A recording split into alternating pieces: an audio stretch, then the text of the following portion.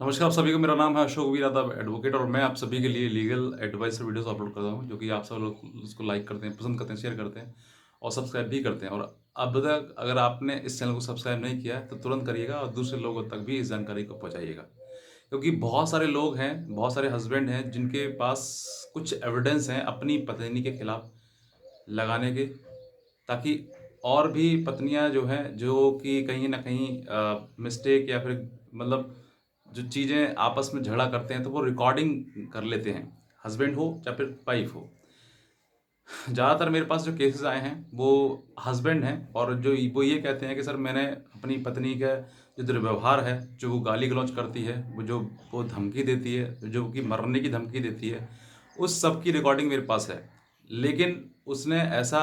जो कोर्ट में कहा है वो सब कुछ झूठ है, तो मैं उसको प्रूव कर सकता हूँ, लेकिन मेरे पास रिकॉर्डिंग है। तो क्या रिकॉर्डिंग, जो कॉल रिकॉर्डिंग होती है, क्या वो एडमिसिबल है, यानी कि मान्य है कोर्ट में या फिर नहीं है? तो आज मैं आपको यही बताऊंगा कि अगर वो एडमिट करानी है आपको, यानी कि मान्य करवानी है, तो कैसे करवा सकते हैं आप उसको, और किस तरीके से ये कोर्ट में एडमिट होती है, और क्या ये एडमिसिबल है या फिर नहीं है। तो आज मैं आपको इन्हीं सभी सवालों का जवाब दूंगा, और आज के बाद जो है आपके मन में कोई ऐसा कोई सवाल प्रश्न नहीं आ पाएगा जिसमें कि आपको ये लगेगा सर रिकॉर्डिंग का क्या होगा, रिकॉर्डिंग किस मतलब तरीके से मान्य है या फिर नहीं है। तो अगर आप इस चैनल पर नए हैं तो तुरंत लाल रंग का बटन दबाइएगा, सब्सक्राइब करिएगा और दूसरे लोगों तक भी इस जानकारी को पहुंचाइएगा। तो बहरहाल आज हम बात करते हैं कि जो पति या पत्नी, कोई भी हो सकता है, कोई भी गलत हो सकता है किसी के लिए, लेकिन ज़्यादातर केसेस जो है वो आजकल पत्नियों के आ रहे हैं, क्योंकि पत्नियां अपने पति के साथ इतना बुरा व्यवहार कर रही हैं, इतना गलत उनके साथ में कर रही हैं कि हो सकता है कि इस जन्म में कुछ लोग मतलब अनमैरिड ही रह जाएं, क्योंकि ये सब सोच कर देख कर वो सोचे कि शादी करना भी एक जुल्म है, जुर्म हो जाएगा। क्योंकि शादी करने का मतलब है कि कहीं ना कहीं शादी करते ही एक दहेज का केस आना आपके ऊपर, 498 का तुरंत हो जाना, मेंटेनेंस का हो जाना, या फिर डीवी का हो जाना, ऐसे केसेस जो हैं वो आपको प्रसाद में मिल जाएंगे।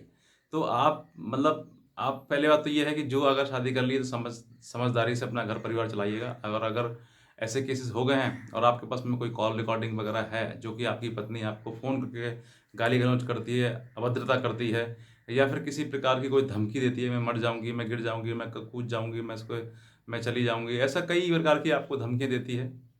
और आपके पास में रिकॉर्डिंग है, तो आपके पास में भी वो एविडेंस है जिससे कि आप अपनी पत्नी को जो वो हरा सकते हैं, अपनी पत्नी को प्रूव कर सकते हैं कोर्ट में कि ये इसने जो एलिगेशन लगाए हैं वो सारे फॉल्स एलिगेशन हैं, और इसी के आधार पर आपके लिए एक जजमेंट, एक निर्णय भी आपके प्रति कोर्ट के द्वारा आपको मिल सकता है। तो किस तरीके से जो रिकॉर्डिंग है उसको अपने कोर्ट में लगाना है, आज मैं आपको वही बताता हूँ कि अगर आपके पास में कोई कॉल रिकॉर्डिंग है, बहुत से ऐसा मानते हैं कि सर कॉल रिकॉर्डिंग का कोई सबूत नहीं है, कॉल कॉल रिकॉर्डिंग कुछ मतलब नहीं है, ऐसा कुछ नहीं है। एविडेंस एक्ट के तहत जो है वो ये रिकॉर्डिंग भी एक एविडेंस है, और ये बहुत मजबूत एविडेंस है। लेकिन अगर इसमें जो जांच है, यानी कि इस वॉइस की जो जांच है, अगर वॉइस जैसे कि क्योंकि कोई ना कोई बदल आजकल एडिटिंग चलती है, कहीं ना कहीं वो उसमें बदल देते हैं, तो वो एक फॉरेंसिक एक्सपर्ट जांच आती है, उसी में अगर रिकॉर्डिंग में अगर कराते हैं तो हालांकि ये बहुत रेयर केस होते हैं, लेकिन अगर आपके पास में रिकॉर्डिंग है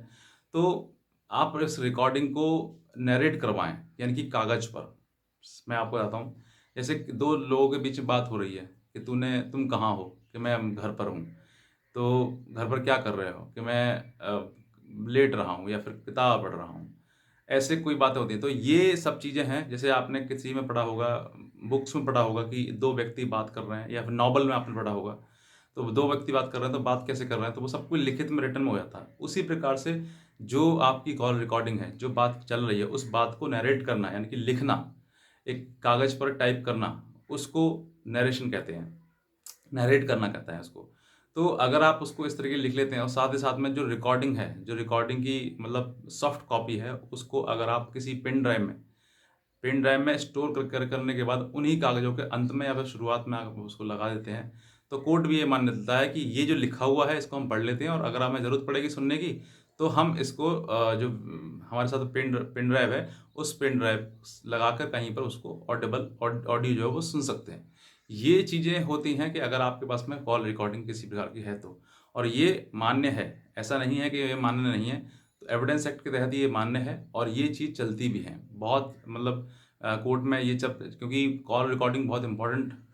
मतलब एविडेंस है, और ये अगर ऐसी चीज़ इस तरीके से आप लगाएंगे तो कोर्ट भी सुनेगा, और कोर्ट के साथ साथ में जो है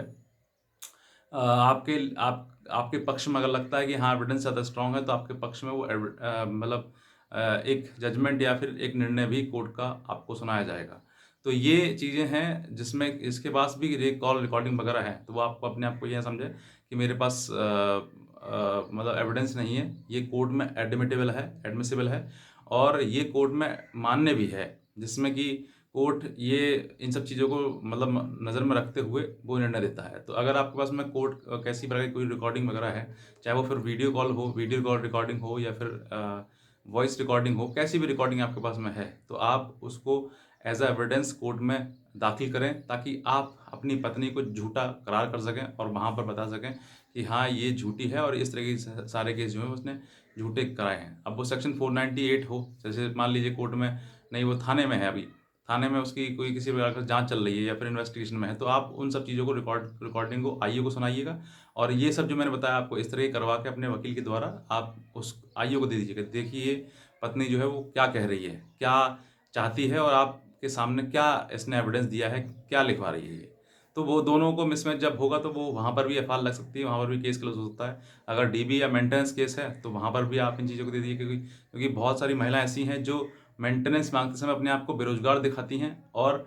पति को दिखाती हैं कि वो लाखों कमा रहा है, तो बेरोजगार दिखा रही हैं, और उनके पास एविडेंस है, पति का एविडेंस है कि ये देखिए वो रिकॉर्डिंग में ये कह रही है कि मैं यहाँ जॉब करती हूँ या इतना कमाती हूँ। तो वो एविडेंस जो है वो उस कोर्ट में दाखिल करें, ताकि आप अपने आप को इनोसेंट प्रूव कर सकें। तो चाहे वो डीबी हो, मेंटेनेंस हो, या सेक्शन 498A का केस हो, कोई सा भी केस हो, अगर आपके पास में ऐसे कोई एविडेंस है, रिकॉर्डिंग या वीडियो कॉल जैसी चीज़ें हैं आपके पास में, तो आप उसको संभाल कर रखें, और समय आने पर उसको एज एविडेंस कोर्ट में प्रोड्यूस करें। तो आप इन सब चीज़ों को जान सकते हो, क्योंकि बहुत सारे मेरे पास कमेंट्स, मैसेज, कॉल्स वगैरह आती थी, जिसमें कि ये कहते सर मेरे पास वीडियो कॉल है, मेरे पास रिकॉर्डिंग है, मतलब वॉइस रिकॉर्डिंग है, उसमें जो धमकी दे रही है, अब पता नहीं कोर्ट में एविडेंस एडमिटेबल है ये या नहीं है। तो आप ऐसा ना समझें, नहीं है, 100% है, और होता है ये। बस ये ज़रूरी है कि आप उसको, आपका वकील जो है उसको सुनकर नैरेट करे, बस इतना ज़रूरी है, उसको लिखना कागज़ पे। तो आई होप सो कि मेरे द्वारा जो जानकारी दी हुई है वो उसमें आप संतुष्ट होंगे, और कोई भी सवाल है आपके पास में, या हमारी लीगल एडवाइस लेना चाहते हैं जो कि चार्जेबल है, तो आप हमारे दिए हुए नंबर पर हमें संपर्क भी कर सकते हैं और हमसे बात भी कर सकते हैं। तो बस मैं इतना कहना चाहूँगा, बाकी आज की वीडियो देखने के लिए आप सभी का बहुत धन्यवाद।